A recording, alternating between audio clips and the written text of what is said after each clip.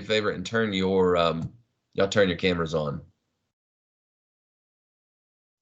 and that way I can see who I'm talking to.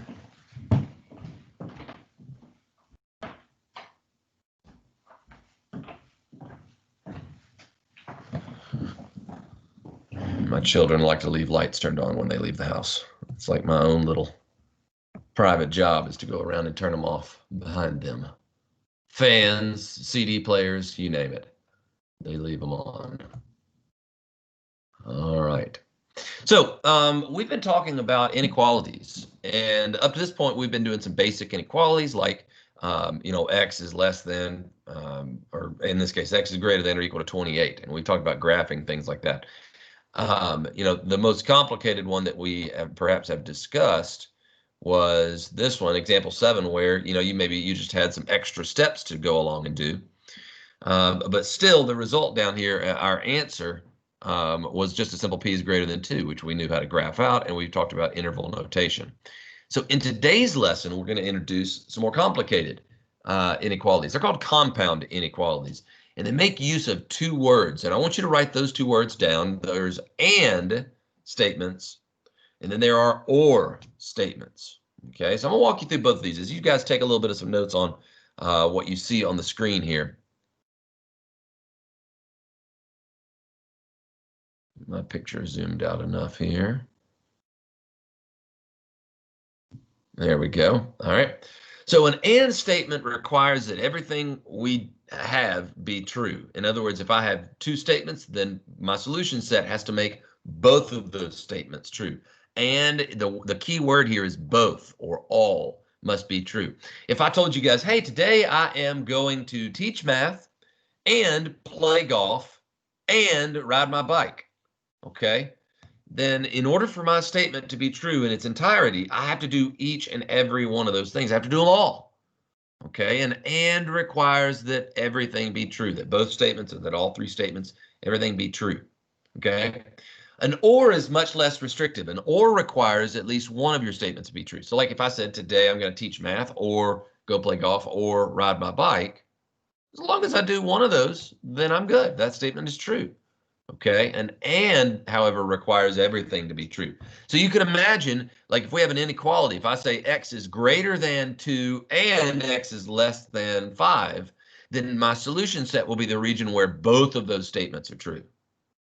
All right, so looking down here, let's talk about Venn diagrams just for a moment, and I'll zoom back out. Are y'all, anybody familiar with Venn diagrams? Y'all used those before in class, maybe science class or English class? You guys seen them before?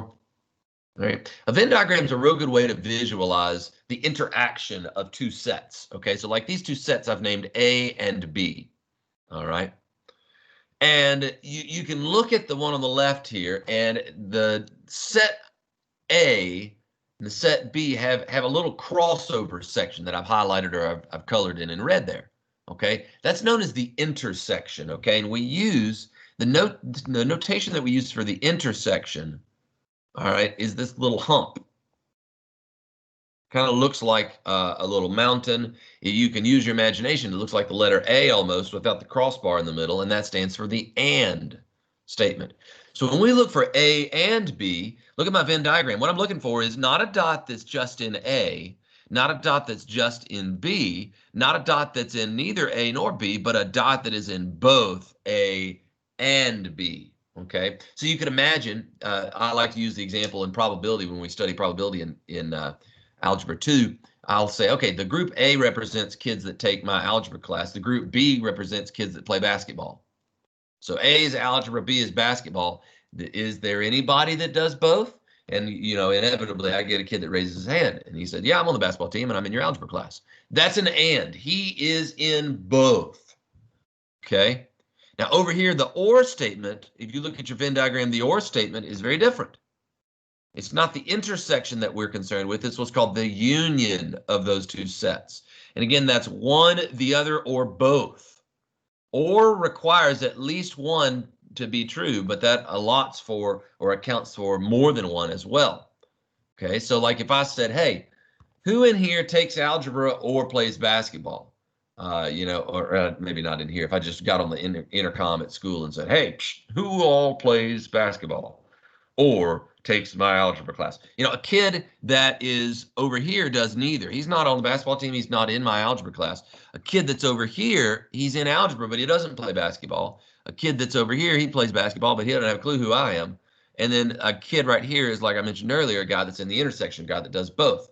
The union accepts these three areas. You could be A, not B. You could be B, not A, or you could be in both. That's one, the other, or both. So an or statement is much less restrictive, okay? And if you look to the number line, graphing out on the number line, I want you to think that the word and, okay, is where you are looking for an overlap. Overlap. Okay, that's a big key fact here. With our graphs on the number line, we're looking for where does that section overlap. Okay, and if there is no overlap, then there is no and, because overlap means where I have graphed them both. And that's what an and requires. And we see that oftentimes expressed as a between statement, or X is physically between two endpoints. Okay. Now, or can be, or is just it really allows for a lot of different variety of graphs. You can have a graph where they're pointing in opposite directions like this, okay?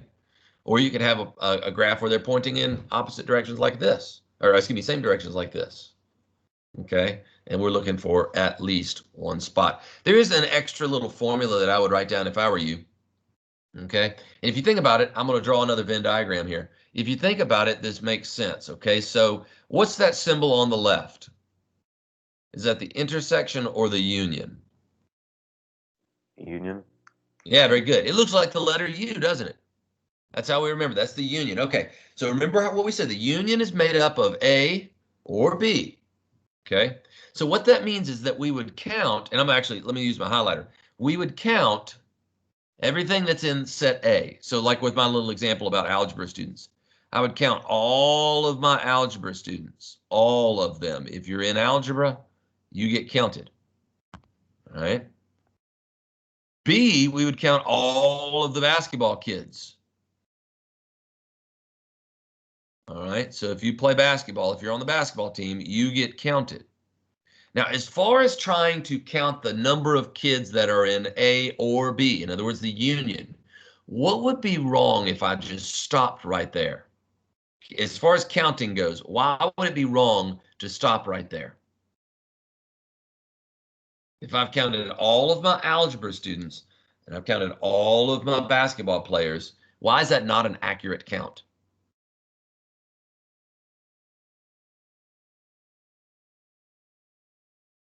You haven't counted who does both? Actually, the opposite of that. I've counted that group twice. You guys note that? Like physically, look at what we've got. We've got, let's say, does anybody in this 8th grade class, does anybody play basketball? Okay, so there's a few of you guys, right? So like Luke or Joe, I've counted those guys twice. I counted them with the number of guys that take algebra. I've also counted them with the number of guys that play basketball. And so I've counted them twice. Hence, we would come back and we'd have to subtract that number of kids that do both. Remember, this stands for the intersection. This is where both of them. So like, let's say I've got 100 algebra students, and let's say we've got 20 basketball players. So if I just added 120, that's like saying, yes, the union is 120. No, because I've counted Joe and Luke and whoever else, I've counted them twice. So I got to come back and subtract out. Maybe Joe and Luke are the only two guys. I don't know. I would have counted them twice, so I would have to come back and subtract that out to get 118. Okay. So with Venn diagrams, that's again just a good little explanation for you guys of how we go about counting groups of whether it's the union or the intersection. Okay. Real broad topic there. I know that covers actually more than just inequalities. That covers some counting principles that you would study in probability as well. But hey, that's good. Part of my job is to teach y'all a little bit of probability this year. So hey, let's look at example 1. Okay. It says solve this and that. So we got two inequalities that we're asked to solve. We want to graph the solution and use interval notation, just same directions that we've been dealing with. Okay. So let's just take this as a 2-for-1 special. We'll do each problem individually. So we'll do this first problem over here in orange. Okay, Luke, 2 steps, please. What do I do to both sides to get x by itself?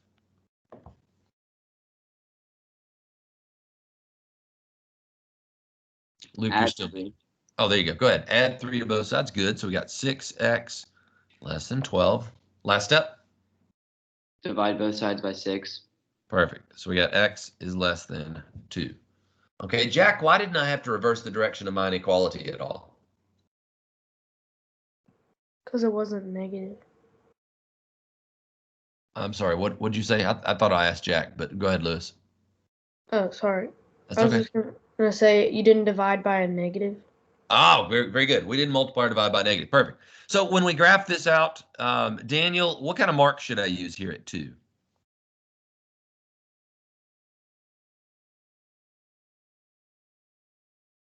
What do you think, Daniel?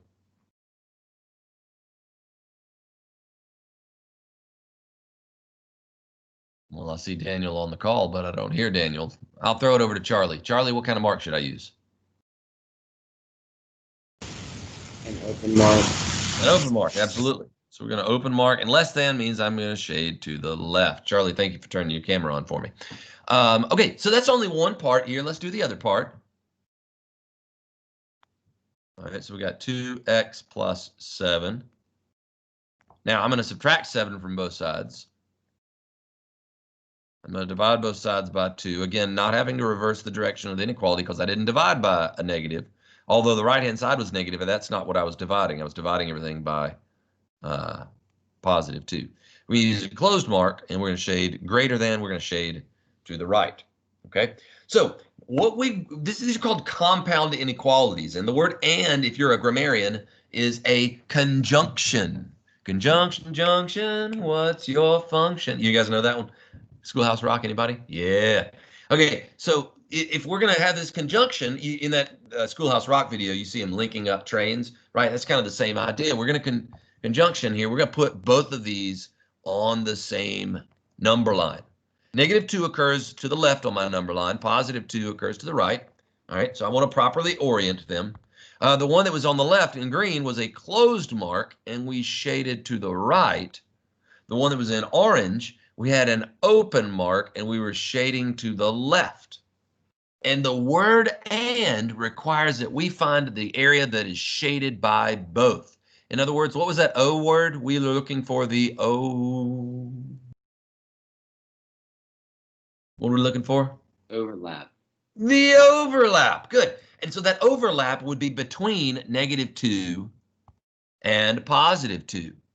So x is between -2 and +2.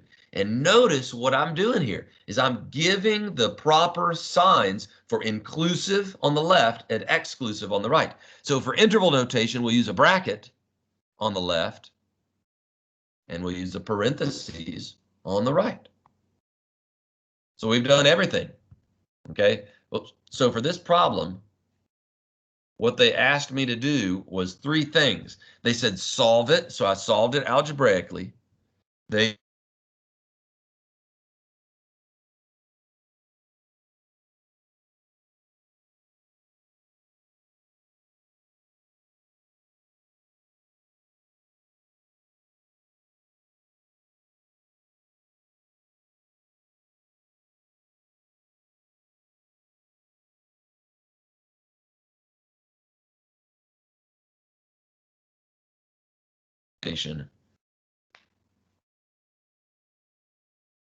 Go ahead, Tiago.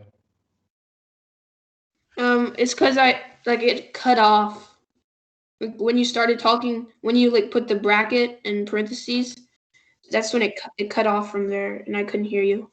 Same. Oh, okay. You can hear me now, though, right? Yes, sir. All right. So while I repeat what I was saying over there, we used the bracket on the left because of that inclusive inequality, it was greater than or equal to. That's the notion of when I should use my bracket. And then the exclusive or the strictly less than, that's when I should use my parentheses. Same deal over here with the open mark versus the closed mark. All right, so as you guys work on example 2, I'm gonna fill up my water cup real quick. I'll be right back.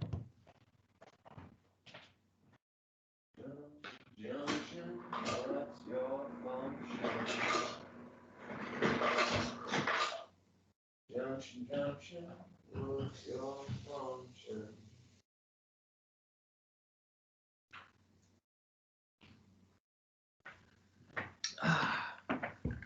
I remember 3 Schoolhouse Rock videos. There was Conjunction Junction. There's the famous "I'm just a bill and I'm only a bill and I'm sitting here on Capitol Hill."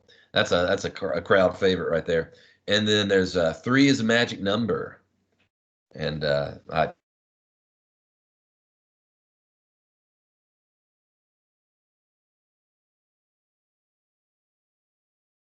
Nah. 3 times 4 is 12.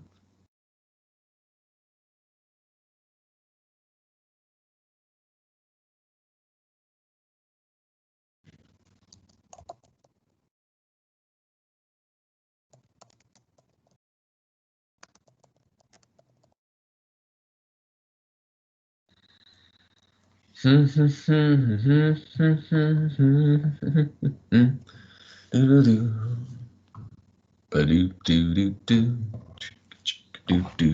3 times 5 is 15.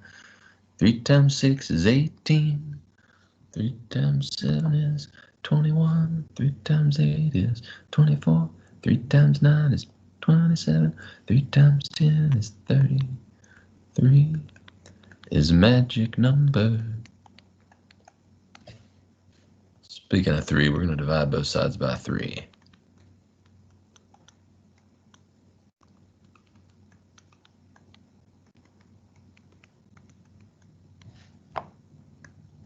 Wait, why wouldn't we use the distributive property? You certainly could use that, Paul. Yeah, you certainly could use the distributive property, Paul, but since I'm trying, I'll do it similarly over here. Since I'm trying to get x by itself, I really didn't want to clutter it up anymore by putting an extra coefficient in front of x. Oh, okay. Good question, buddy. And by the way, I'm skipping steps now. You guys have been with me for 7 weeks, I guess, 6 weeks. And up to this point, I have kind of been showing my work like I would show divide both sides by 3, subtract both sides by 5. If you still want to show the steps, that's fine, but I'm going to start to phase that out to where you guys can, in the back of your mind, you're like, okay, that's what he did to get from here. And that's what he did to get from here to here. All right, Tiago, question? On the right side. Oh, I pooped it up, didn't I? Thank you, Tiago. Mm. I was sitting there chit-chatting and wasn't thinking. Thanks, buddy. So let's see and make sure I don't screw this up. So we get a 4. About 2, add 7. There we go. Thanks, buddy. All right, so let's graph these out.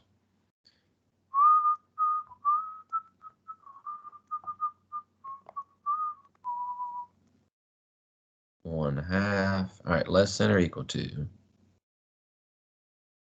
Shade to the left. Less than.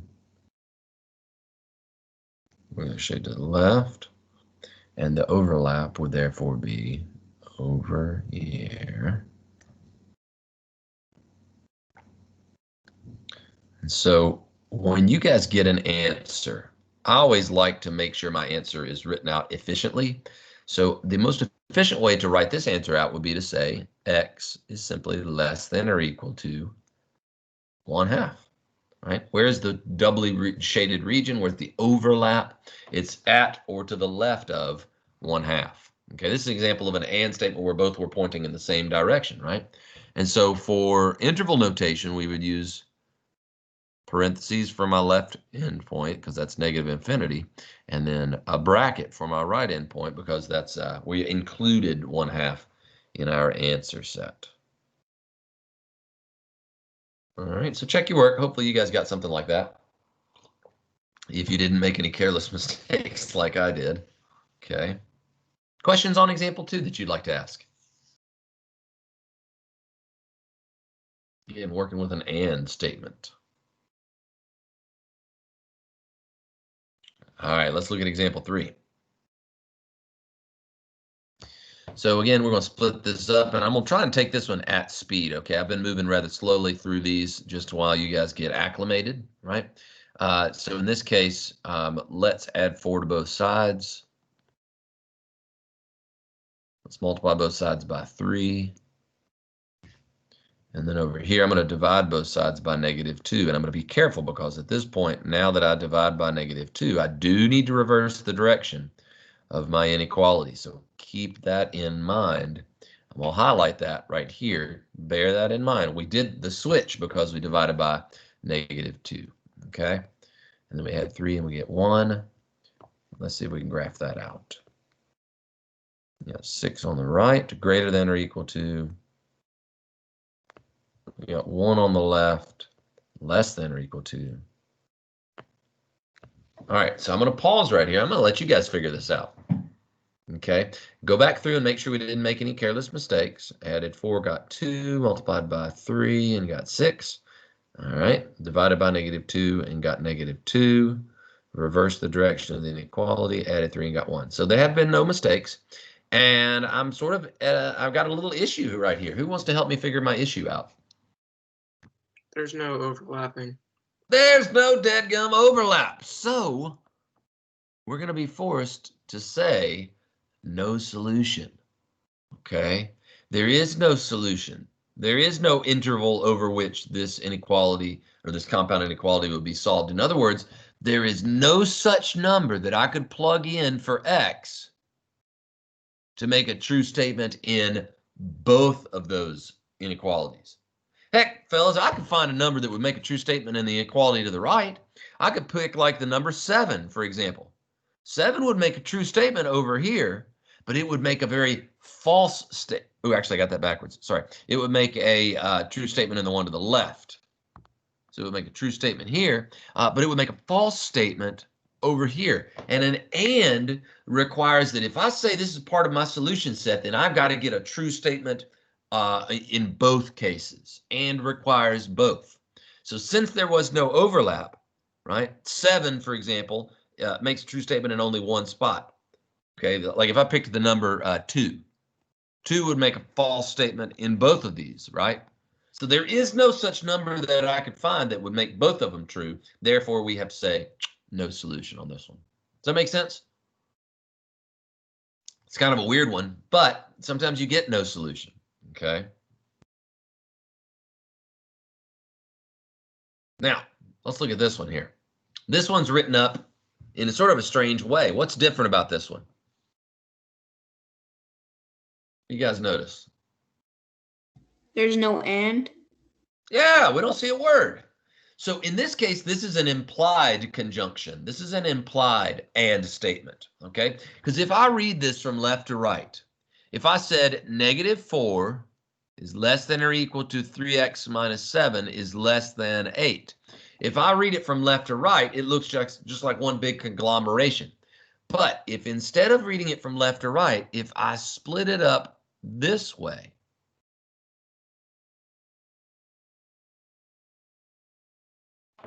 if I say -4 is less than 3x minus 7 and 3x minus 7 is less than 8, what I've done is I've written this now as a conjunction. So let me write that up, what I just verbalized for you.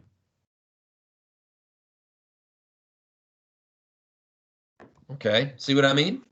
This is like saying that my daughter Jenny is shorter than my daughter Betsy, who is shorter than my son Teddy. Okay, so I would say that Betsy is both taller than Jenny and shorter than Teddy. That's a conjunction. But if I just lined them all three up and had that strand of inequality, then it might not necessarily jump off the page at you as an and statement. So just splitting it up, and then we could run with it, just like we did with the previous few examples, right? Here we would add 7 to both sides, divide by 3 on both sides. Here we would add 7 to both sides, Divide by 3 on both sides. The and is still in play. And we could put that back now because x is between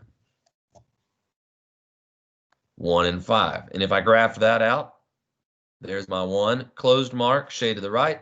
Here's my 5, open mark, shade to the left.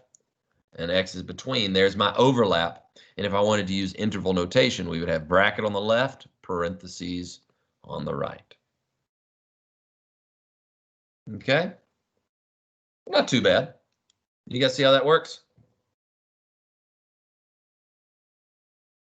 Okay. Have y'all done much with inequalities in your middle school class just yet, in your 8th grade math class?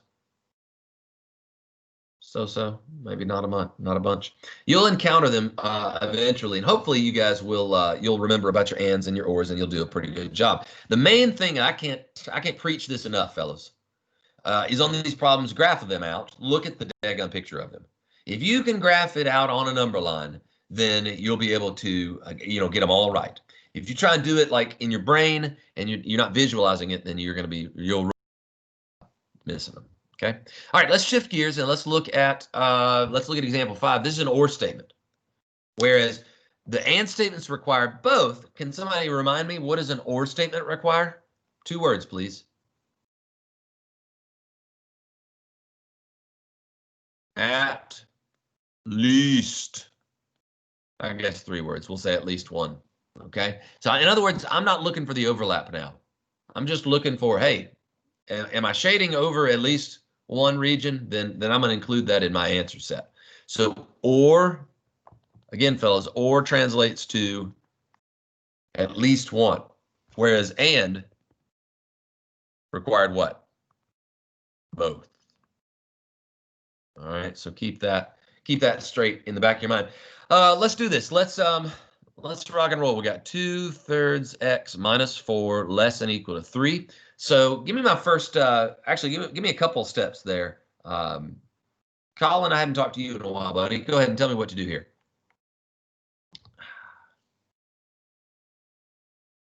Kozlowski, go ahead and unmute yourself.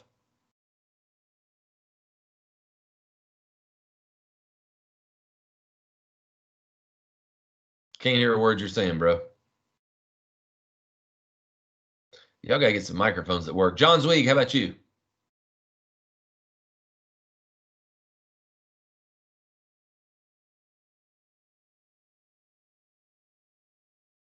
Earth to John boy. All right, Joey, save my bacon here, son. I'm asking for some help. Somebody give it to me. Add 4. All right, so we got 7 on the right, and then? Times by 3. Oh, come now. Let's do them. Get rid of the fractional coefficient. Do it both at the same time. Times by 2/3. Or 3 over 2. Yeah, that's what R word is that? Reciprocal. Good. So we're going to multiply by the reciprocal and multiply by 3 halves on the right and on the left. On the left, it's going to kill off the coefficient x, and then 3 halves over here. The reason I'm writing this up is that it's not going to cancel anything out. We're going to have 21 halves, and that's okay. We can have a fraction, no big deal. All right, the one on the right here, as we're getting close to wrapping up our class, 1/4 x plus 8. All right, so in this case, I want to multiply by 4 on both sides. That's that reciprocal, like what I think Joey just told us. So multiply both sides by 4, so we got -4. Let's subtract 8, -12. All right, and there's an or in the middle. Again, write the word that's in the middle, fellas. And then when we graph it out, hopefully it'll make more visual sense, okay? So let's see here. -12 is obviously going to be the one on my left, and we're going to say greater than or equal to, so we're going to do that. Okay, 21/12, that's like 10.5, so that's going to be on the right. 10.5, 21/12, or 21 halves, excuse me. And then we're going to use a closed mark, and it's less than, we're going to shade to the left. So we got ourselves a little bit of a sticky situation here, okay? This is an or statement, and or requires at least 1. So I'm not just going to shade over the overlap. And in fact, if I partition this up, watch this, fellas. I'm going to zoom into my picture here. And this will be the last thing that we talk about today. If I partition this up into 3 sections, do I get at least one truth over here in this left side? In other words, did I shade over that at least once? Oh, yeah. Okay. Have I shaded in the middle at least once? Yes. And have I shaded over on the right at least once? Yes. So what would I consider then? And actually, let me color code this just so you guys can see a little bit better. The red one looked like that. The green one looked like that. And so I've got the entire number line sketched out. True, true, true. It's true everywhere. It's true on the splits as well. And so how would I describe my solution set? What would I say? All real numbers. Very good. I would say all real numbers. So X is a member of the set of real numbers. If I wanted to graph it out, I would just shade everything. And then if I'm using interval notation from negative infinity to positive infinity.